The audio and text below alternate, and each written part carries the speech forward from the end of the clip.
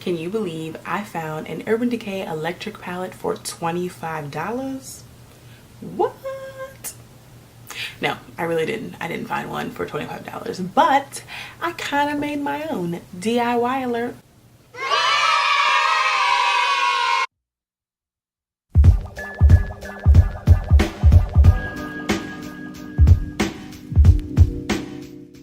Hello loves. So today I'm going to show you how I kind of created or did a DIY of the Urban Decay electric palette. Now if you're into makeup, you have heard about this palette.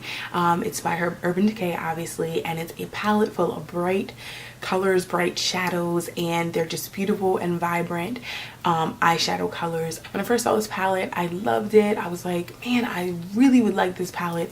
However, the price of it is $50.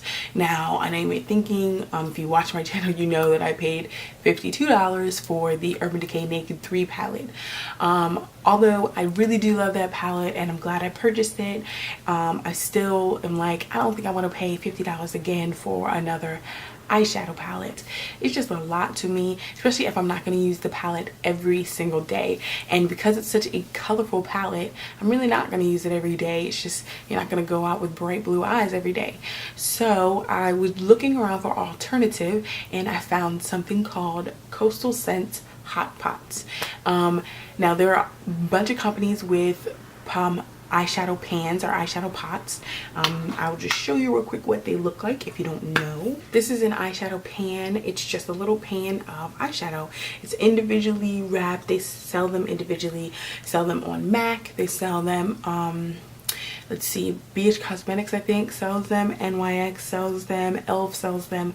Mostly like companies that promote makeup artistry and things like that, they sell these little hot pots. So I was thinking to myself, why can't I just create my own palette?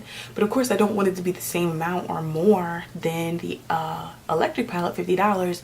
So I had to find a good eyeshadow or a good company that makes beautiful eyeshadows that are still can be vibrant but inexpensive. I decided I was just going to put together the colors matched to best my ability, the colors that come in the electric palette.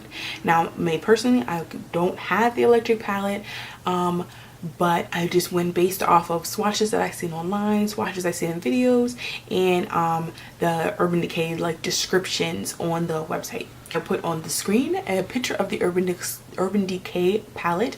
It has 10 colors in it, and they range from a silver color, a pinkish colors, there's purples and greens and blues in there. So I went on Costal Scents and I put together my palette, and here is the result. And you can see it's kind of close. It's kind of close. There's only a couple colors that are kind of off and don't match exactly, and I will tell you what they are. Also, as I go through the palette, I'm going to have pictures of my swatches on my finger, so I'm not going to swatch them right now. The first color is Revolt, and it's described as a bright metallic silver shimmer with silver glitter. The color I got in place of Revolt, the Coastal Scent color, is Elven, I think it's Elven, E-L-V-E-N, E-L-V, and Silver. And on their website, it's described as an illuminate your eyes with a wash of silver tones. It's a shimmer and it's opaque. When I swatched this, I found out that yes, it is definitely an opaque color. It's not exactly like the Revolt color, but it's definitely in the same color family, so I was happy about that match. The next color in the electric palette is called Gonzo, described as a bright turquoise matte with floating tonal pearl. The color I got to match Gonzo, excuse me, is this electric blue. On the Coastal Scents website, this is described as a deep matte blue shadow, and it's an opaque. This is definitely opaque. This color is the brightest color that I've got. I love this color. I'm definitely going to be doing a lot of looks with this color because I just love how bright it is and how pigmented and how opaque it comes out. color in the electric palette is called Slowburn, and on the website it's described as a bright red orange matte with floating pearl. The color I got to match it is this color here. It's called Baked Clay, and it is described as a rustic red orange hue, a smooth matte finish, and this is also opaque. This is definitely opaque. I love this color. I can't wait to use it because I think it's going to be kind of a challenge for me. Okay, the next color in the electric palette is Savage, and it's a bright hot pink that is matte. Yes, it's a matte bright hot pink. So the color I got in the Coastal Scents is Vibrant Pink, and I haven't used this one yet, just swatched it.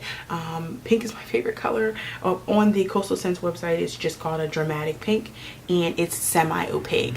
I actually found this one to be very opaque. Some other ones are kind of semi-opaque, but this one to me is definitely opaque. The next color in the electric palette is called Fringe, and it's described to be a bright metallic teal. The color I got in Costal Scents Hot Pot is Jeweled Teal, and as you can see it's a shimmery teal color. This one definitely does not match the electric palette. I love it. I love this one so much, this Costal Scents Hot Pot. I love the way it comes out. I love how it swatches. It's really pretty, really beautiful teal color. Very opaque, but it's definitely more, I think, light. It's definitely a lighter color than the electric teal color, so that's the only difference. And I knew they weren't going to be perfect matches, all of them. The next color on the electric palette is called Chaos, and this is a bright blue matte with floating tonal pearl. The color I picked in the Coastal Scents is Indigo to match with that or go with that. Major difference is this one doesn't have a pearl running through it. It's a completely matte blue. That's the way it's described on the website, and it's also described as opaque. It's definitely opaque. Another one of my favorites, these blues. I just gravitate towards blues and purples. I think it just looks so good on my skin tone. The next color in the electric palette is called Jilted, and it is a bright metallic fuchsia with a blue shift.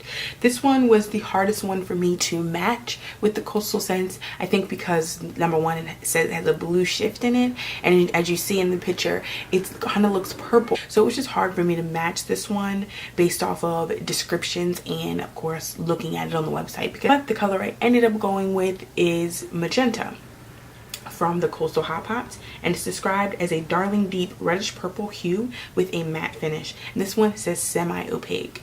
Look at this. Let me just show you. Does that look semi-opaque to you? This is so opaque. This is another one of my darling favorites. This is what I have in the middle of my eye here. It's kind of pink, it's kind of purple, it's kind of gorgeous. Like, I'm so in love with it. And it's definitely not semi-opaque. Like, this is completely opaque.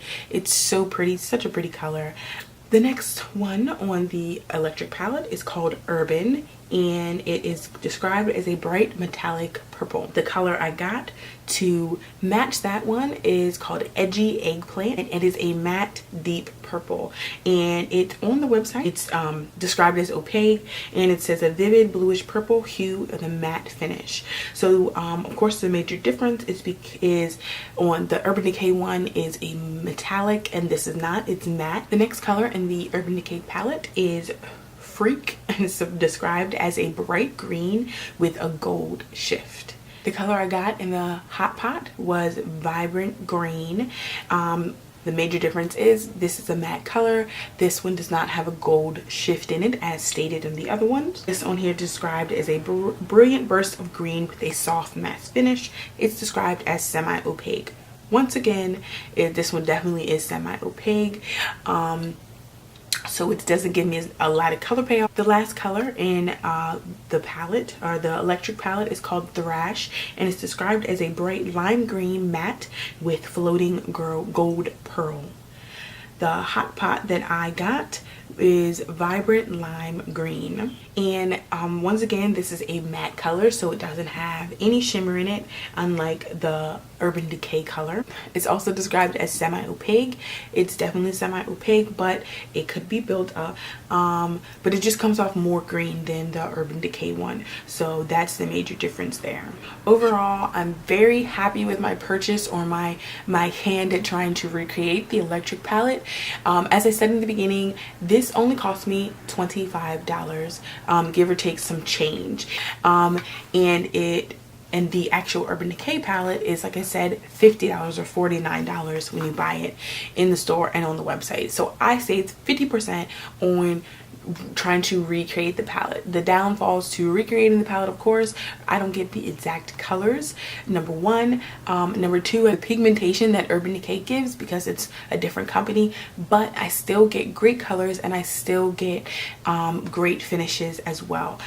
To me, it's a great trade, saving 25 bucks and not getting the exact palette. So I hope you guys enjoyed this video. Make sure you check down the description box below for any more information that you may need on this look, on the Hot Pots, or anything like that. I'll have it all down in the description box below. Also, I'll have some links down there to my social networking, Facebook, Instagram, and Twitter. Make sure you follow me around the web. Also check my website. I have a lot more posts on there, hauls and outfit of the day, also like manicures and things like that. A lot more beauty things that I have videos for, so make sure you check out my website and follow me there as well. I thank you guys very much for watching, and I'll see you on my next one. Bye.